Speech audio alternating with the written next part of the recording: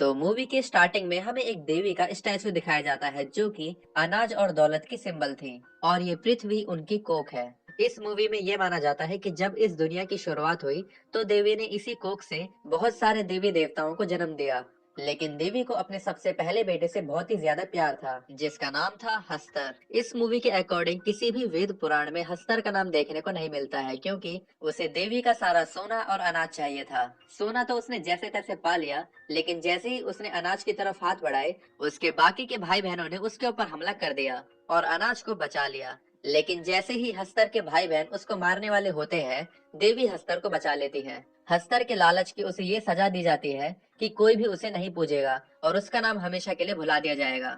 पूर्ति की देवी काफी सालों तक हस्तर को अपने कोख में छुपा कर रखती है। अब वो जगह तुम्बाड़ जहाँ पर पूर्ति की देवी ने अपने बेटे हस्तर को छुपा कर रखा था, वहाँ के लोग हस्तर की पूजा करने लगते हैं और उसी जगह पर हस्तर का एक मंदिर बना देते हैं और इस सब की वजह से बाकी के देवी देवता नाराज हो जाते हैं और उस गांव को श्रापित कर देते हैं, जिससे कि उस गांव में लगातार बारिश होने लगती है जो कि कभी रुकने का नाम ही नहीं लेती। अब काफी साल गुजर जाने के बाद हमें इस गांव तुम्बाड़ में एक औरत को दिखाया जाता है जो कि एक सरकार के बाड़े में आई हुई थी और यहाँ पर एक ही पंडित जिंदा था जिसका नाम था सरकार। इसी वजह से इस जगह को सरकार का बाड़ा कहा जाता था। यहाँ पर वो औरत उस सरकार से गोल्ड कॉइन मांगती है, लेकिन सरकार इसके जवाब में ये कहता है कि ये गोल्ड कॉइन ऐसे ही नहीं मिलता, इसके लिए कुछ न कुछ करना पड़ता है। इसके बाद सीन शिफ्ट होता है और हमें इस औरत के दोनों बेटों को दिखाया जाता है, जिसमें से बड़े बेटे का नाम था विनायक राव और छोटे बेटे का नाम था सदाशिव राव। और ये दोनों अपनी माँ का इंतजार कर रहे थे क्योंकि इनकी माँ हमेशा ही सरकार के पास जाया करती थी, लेकिन आज उन्हें घर वापस आने में काफी देर हो गई थी। यहाँ पर ये दोनों बात कर रहे होते हैं कि आज दादी को खाना कौन खिलाएगा। एक्चुअली इनके घर में एक बूढ़ी औरत रहती थी जिसको ये सब दादी कहते थे, लेकिन ये दादी देखने में बिल्कुल भी नॉर्मल इंसान की तरह नहीं लगती थी। इनकी एज काफी ज्यादा थी और इनकी पूरी बॉडी खराब हो चुकी थी। अब इनके साथ ऐसा कैसे हुआ ये हमें मूवी में आगे पता लगेगा। अब ये दोनों दरवाजा खोलकर घर के अंदर आ जाते हैं और थोड़ी ही देर में इनकी माँ भी घर पर आ जाती है। अब यहाँ पर उसका एक बेटा उससे पूछता है कि क्या आपको सोने का सिक्का मिला। इस पर वो उसे मना कर देती है। अब सीन शिफ्ट होता है और हमें दिखाया जाता है कि सरकार की मौत हो गई है और ये लोग सरकार का फ्यूनरल करते हैं। इसके बाद ये औरत अपने बेटों को कहती है कि हम लोग यहाँ पर नहीं रहेंगे और इस गांव को छोड़कर शहर चले जाएंगे। यहाँ पर हमें पता चलता है कि ये कहानी बहुत ही पुरानी दिखाई गई है। उस समय पर गाड़ी या फिर मोटरसाइकिल नहीं हुआ करते थे। इसके बाद सीन शिफ्ट होता है और हमें दिखाया जाता है कि उस औरत का छोटा बेटा सदाशिव राव एक पेड़ की टहनी पर बैठा हुआ है, लेकिन अचानक ही वो उस पेड़ से गिर जाता है और उसे बहुत ही ज्यादा चोट आती है। उसे इस तरह से पेड़ से गिरा हुआ देखकर उसका बड़ा बेटा विनायक राव जल्दी से अपनी माँ को बताता है। उसके बाद उसकी माँ सदाशिव राव को वैद्य के पास ले जाती है। इसके बाद विनायक राव अपनी माँ से पूछता है कि अगर दादी को भूख लगे तो मैं क्या करूँ। इस पर उसकी माँ उससे कहती है कि उसे खाना दे देना और अगर वो इससे ज्यादा परेशान करे तो उससे कहना दादी सो जा वरना हस्तर आ जाएगा। और फिर इसके बाद सेम ऐसा ही होता है। यहाँ पर उसकी दादी उससे कहती है कि क्या तुम्हें खजाना चाहिए। ये बात सुनते ही विनायक लालच में आ जाता है और दादी के दरवाजे के पास आ जाता है कि शायद दादी इस बार खजाने का राज बता दे। जब विनायक अंदर आता है तो दादी उसे कहती है कि सरकार के बाड़े में खजाना है। अब इसके बाद विनायक इससे ज्यादा और कुछ पूछता, इतने में ही दादी उसके ऊपर अटैक कर देती है। अब दादी उसे पकड़कर मारने लगती है और कहती है कि आज तो मैं तुम्हें खा जाऊंगी। अपने आप को बचाने के लिए विनायक बार बार वो नाम याद करने की कोशिश करता है जो उसकी माँ ने उसे बताया था, लेकिन वो उस नाम को याद नहीं कर पाता और दादी उसे मारने के लिए घसीटते हुए अपने कमरे में ले जाती है। अब जैसे ही दादी उसे मारने वाली होती है, विनायक को अचानक से वो नाम याद आ जाता है। वो जोर से कहता है दादी सो जा वरना हस्तर आ जाएगा। और ये सुनते ही दादी तभी वहाँ पर गहरी नींद में सो जाती है। तभी वहाँ पर विनायक की माँ आ जाती है। विनायक अपनी माँ से अपने भाई के बारे में पूछता है, लेकिन उसकी माँ रोते हुए कुछ भी नहीं कहती। इसका मतलब ये था कि अब उसका भाई मर चुका है। इसके बाद वो दोनों माँ बेटे सुबह होते ही नाव से शहर के लिए निकल पड़ते हैं। यहाँ पर बोट में विनायक अपनी माँ से गोल्ड कॉइन के बारे में पूछता है। इस पर उसकी माँ उसे एक गोल्ड कॉइन दे देती है, लेकिन विनायक को तो खजाना ही चाहिए था। वो अपनी माँ से कहता है कि अगर हम दादी को कुछ दिनों तक खाना नहीं देंगे तो एक दिन वो भूख की वजह से खजाने के बारे में जरूर बता देंगी। इस पर उसकी माँ उससे नाराज हो जाती है और उसे कसम दे देती है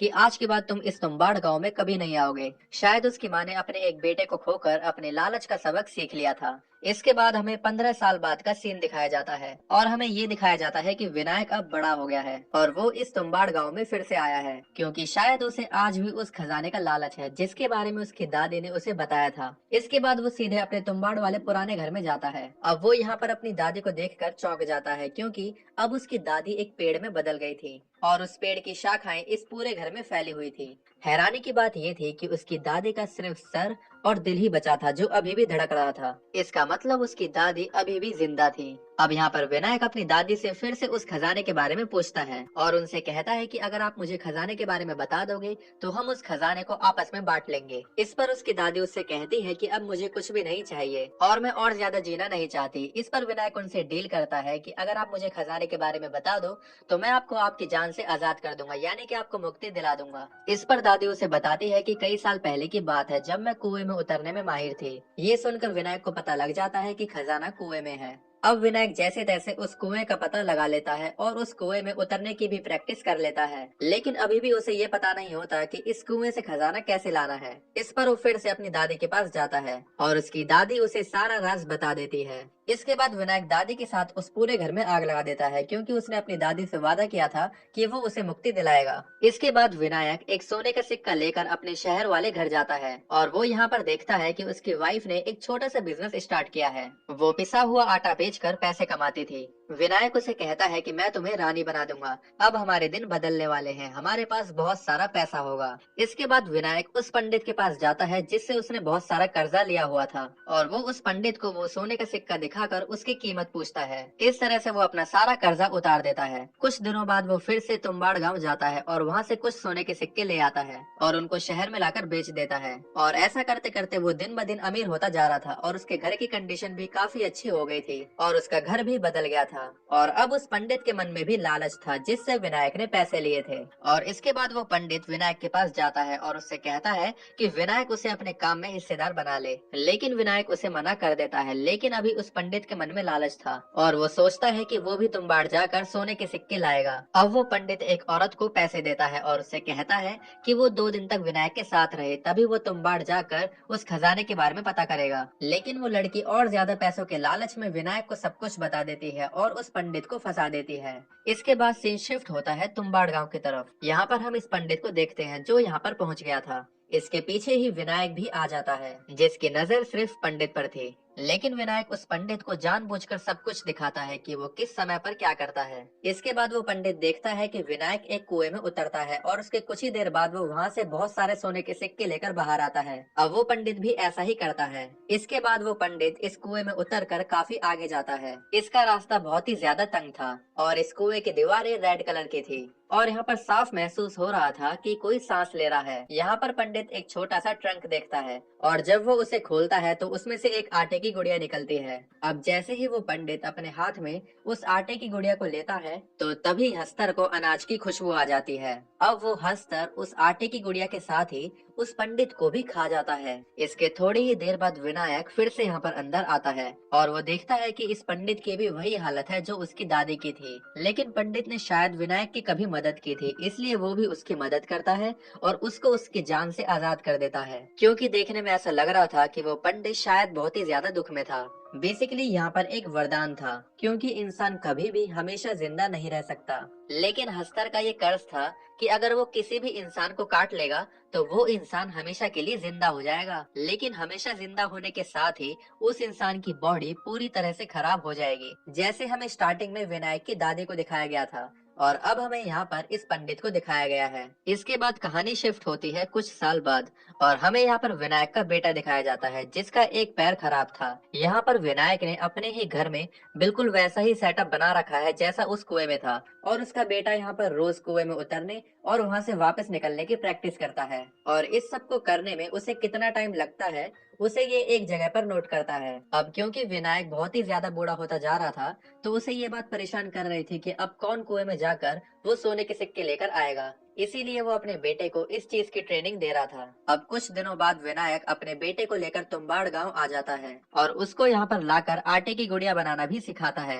लेकिन आज वो सिर्फ प्रैक्टिस के लिए आए थे, इसलिए विनायक उस आटे की गुड़िया को दूर फेंक देता है और उसको कुएं के अंदर नहीं ले जाता, जिससे कि हस्तर उनके सामने न आ सके। और जब ये दोनों कुएं के अंदर जाते हैं तो विनायक का बेटा गलती से अपने साथ वो आटे की गुड़िया ले आता है, क्योंकि अभी उसे हस्तर की पूरी सच्चाई नहीं पता थी। वो तो बस ये चाहता था कि वो आज ही सारा काम सीख जाए, लेकिन उसे क्या पता था कि इस काम में इतना बड़ा जोखिम है। अब उस आटे की गुड़िया को देखकर हस्तर वहाँ पर फौरन आ जाता है। इसके बाद विनायक और उसका बेटा बहुत ही तेजी से ऊपर की तरफ चढ़ते हैं और विनायक अपने बेटे को बहुत ही ज्यादा डांटता है और उसे मारता है। लेकिन विनायक के बेटे ने वहाँ से कुछ गोल्ड कॉइन्स को उठा लिया था। इसके बाद विनायक का बेटा विनायक से कहता है कि हम हस्तर को सिर्फ एक ही गुड़िया देते हैं, अगर हम उसे ढेर सारी आटे की गुड़िया दें तो वो उनको खाने में बिजी हो जाएगा और इससे हमें इतना समय मिल जाएगा जिससे कि हम हस्तर का वो बैग ही चुरा सके जिसमें से अनलिमिटेड गोल्ड कॉइन्स निकलते हैं। और फिर अगले दिन विनायक और उसका बेटा अपने प्लान को इम्प्लीमेंट करते हैं और फिर वो दोनों बहुत सारा आटा लेकर तुम्बाड़ गांव की तरफ चले जाते हैं और वो दोनों बहुत ज्यादा आटे की गुड़िया बनाते हैं। और अब वो जैसे ही कुएं में उतरते हैं वो ट्रंक के चारों तरफ आटे का घेरा बना देते हैं, जिसकी वजह से हस्तर उनके करीब नहीं आ सकेगा। अब ये जैसे ही अपने बैग में से आटे की गुड़िया को बाहर निकालते हैं, ये देखते हैं कि जितनी ज्यादा आटे की गुड़िया थी उतनी ही ज्यादा हस्तर यहाँ पर आ चुके हैं। और ये देखकर ये दोनों ही बहुत ही ज्यादा चौंक जाते हैं। लेकिन जो इन दोनों ने एक आटे का सर्कल बनाया था, हस्तर उसको पार नहीं कर सकता था, क्योंकि हस्तर के ऊपर इस बात का कर्ज था कि वो अनाज को अपने हाथों से नहीं ले सकता। लेकिन यहाँ पर तो इंसान खुद ही उसे आटे की गुड़िया दे रहे हैं, तो वो उसे क्यों ना खाए। बेसिकली वो सूखे आटे को नहीं छू सकता था और उसे गीले आटे की भूख थी। अब यहाँ पर विनायक को कोई भी रास्ता नजर नहीं आता, इसलिए वो अपने आप को सेक्रीफाइस कर देता है और बहुत सारी आटे की गुड़िया को अपने शरीर से बांध लेता है और अपने बेटे को बचाने के लिए वो रस्सी से चढ़कर उस कुएं से बाहर आने लगता है, जिससे सारे के सारे हस्तर विनायक का पीछा करने लगते हैं। लेकिन वो सारे के सारे हस्तर उस घेरे से टच होकर खत्म हो जाते हैं और अब विनायक का बेटा भी उस कुएं से बाहर आ जाता है और वो देखता है कि विनायक की भी वही हालत हो चुकी थी जो उसकी दादी और उस पंडित की हो गई थी। और यहाँ पर वो अपने बेटे को सोने के सिक्कों की एक थैली देता है, लेकिन उसका बेटा उसे लेने से मना कर देता है, क्योंकि अब उसे अपनी गलती का एहसास हो गया था। इसके बाद वो विनायक की बॉडी को जलाकर उसको मुक्ति दे देता है। और इस मूवी से हमें ये सीख मिलती है कि ग्रीड इज ए कर्स, लालच बुरी बला है। और इसी के साथ इस मूवी का एंड हो जाता है।